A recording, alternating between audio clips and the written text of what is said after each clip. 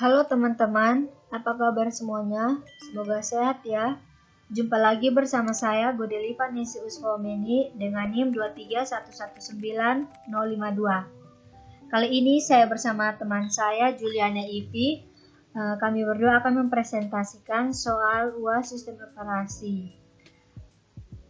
Jadi di sini ada dua soal. Saya akan mempresentasikan soal nomor 1 dan teman Juliane akan mempresentasikan soal nomor 2. Jadi soal nomor 1 yaitu program menghitung gaji total karyawan berdasarkan gaji pokok dan tunjangan dengan inputan nama, NIK, golongan, status perkawinan, dan jumlah anak. Ketentuan gaji pokok mengikuti tabel berikut. Dengan golongan 1 2 juta, golongan 2 3 juta, golongan 3 4 juta, golongan 4 5 juta. Kemudian ada juga ketentuan tunjangan, yaitu tunjangan istri diberikan kepada karyawan dengan status nikah sebesar 20% dari gaji pokok. Tunjangan anak diberikan kepada karyawan yang memiliki anak sebesar 15% dari gaji pokok. Tunjangan transportasi diberikan sebesar 20% dari gaji pokok. Dan tunjangan komunikasi diberikan sebesar 200.000. Di sini saya Oliva akan menjelaskan soal UAS nomor 1. Kami sudah membuat program sederhana, jadi langsung saja kita membuka ke terminalnya.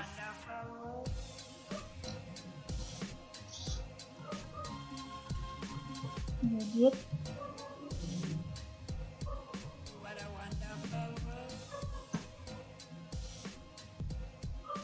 Oke, ini adalah sekilas program sederhana kami. Di sini pada baris pertama bin/base, komentar ini akan mengaktifkan cell base. Statement ini juga berfungsi untuk menerjemahkan perintah yang berisikan sejumlah perintah, di mana dapat dijadikan sebagai satu prosedur dan dapat disimpan pada suatu file. Kemudian di sini teman-teman, echo ini digunakan untuk mencetak dan menampilkan tulisan yang ada di dalam string. Kemudian fungsi dari read itu untuk membaca masukan atau inputan dari user dan menyimpannya pada variabel. Di sini misalkan input username ini disimpan dalam variabel user, kemudian inputan password ini disimpan dalam variabel pass. Kemudian di sini kami juga menggunakan percabangan if then jika pada inputan user kita mengetiknya 1234 dan passwordnya 1234, maka program akan muncul selamat datang di aplikasi hitung gaji karyawan. Namun jika kita tidak memasukkan user dan passwordnya seperti pada di atas yang sudah kita tentukan, mata program tidak akan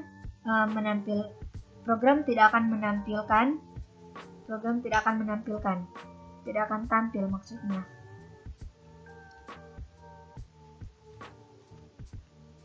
Kemudian kami juga menggunakan perulangan while do, di mana while do ini berfungsi untuk mengulangi pengeksekusian beberapa substatement berdasarkan kondisi ekspresi yang ada. Oke, di sini ada tabel golongan dan gaji pokoknya ya teman-teman. Kemudian di sini kita juga diminta untuk program akan meminta untuk menginput nama depan, ini disimpan dalam variabel n depan, kemudian input nama belakang disimpan dalam variabel n belakang, dan juga input NIK akan disimpan dalam variabel NIK. Kemudian di sini ada juga diminta untuk memasukkan golongan, ada golongan A, B, C, atau D. Kemudian ada juga status kawin, ya atau tidak. Kemudian ada juga jumlah anak, ini disimpan dalam variabel jumlah anak. Kemudian di sini untuk percabangan yang lebih kompleks kami menggunakan case. Di sini untuk golongan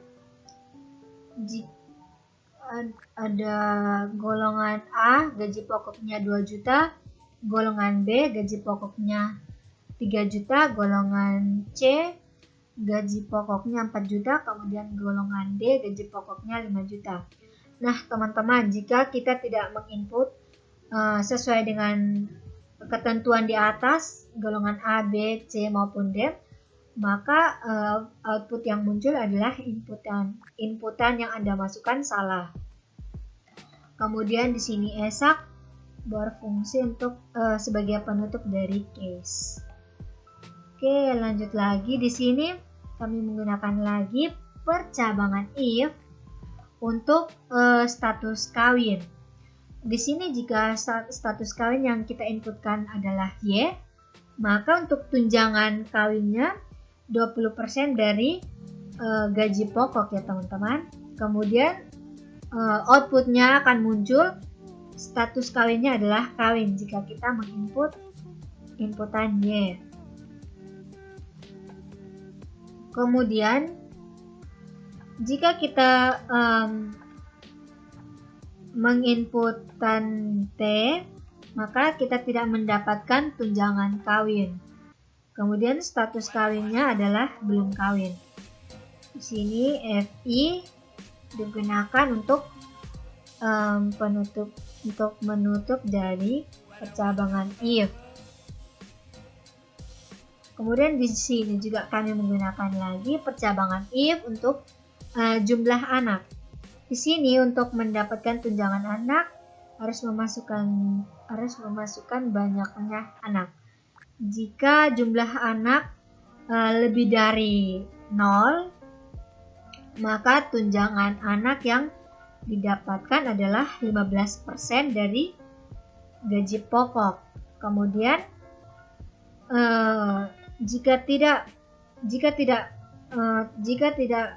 mempunyai anak, maka tidak mendapatkan tunjangan anak. Kemudian ada juga di sini tunjangan transportasi itu adalah sebesar 20% dari gaji pokok. Kemudian ada juga tunjangan komunikasi itu sebesar 200.000. Jadi untuk total keseluruhannya penjumlahan antara gaji pokok ditambahkan dengan tunjangan kawin, ditambahkan lagi dengan tunjangan anak, kemudian ditambahkan lagi dengan tunjangan transport, kemudian ditambahkan lagi dengan tunjangan komunikasi. Seperti itu ya teman-teman. Kemudian ini untuk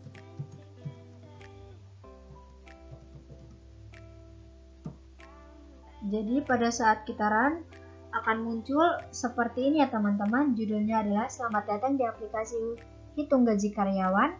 Kemudian di program meminta kita untuk menginputkan username. Username-nya adalah 1234. Kemudian password-nya adalah 1234. Kemudian di sini ada tabel golongan.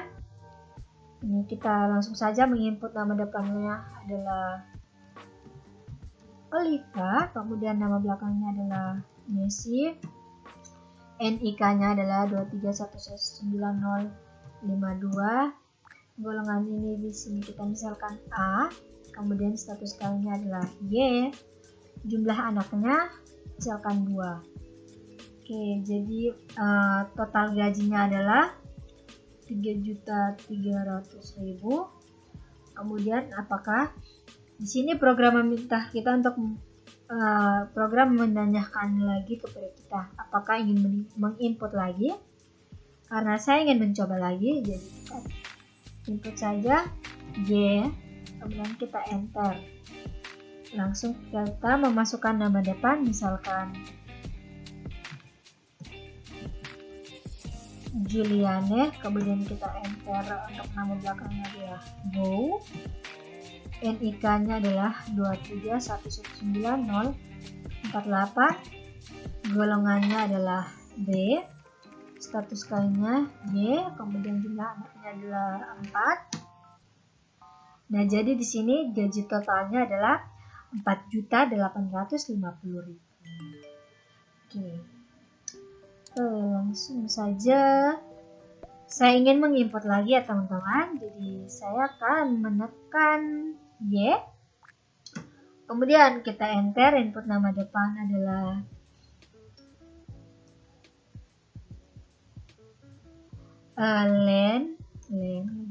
Leni. Kemudian nama belakangnya adalah Atok. NIK-nya adalah 23119.053. Golongan kita misalkan D. Status kawinnya adalah Y. Jumlah anaknya 2. Jadi total gajinya adalah 7.950.000. Jadi karena saya tidak ingin mencoba lagi, jadi saya akan menginput T. Jadi outputnya seperti ini ya teman-teman pada akhirnya. Tapi maaf ya teman-teman, di sini agak kurang rapi. It's okay lah. Oke teman-teman, sekian video singkat dari saya. Selanjutnya saya akan berikan kesempatan kepada teman Juliane untuk menjelaskan soal nomor 2. Semoga program ini bermanfaat bagi kita ya teman-teman. Sampai jumpa.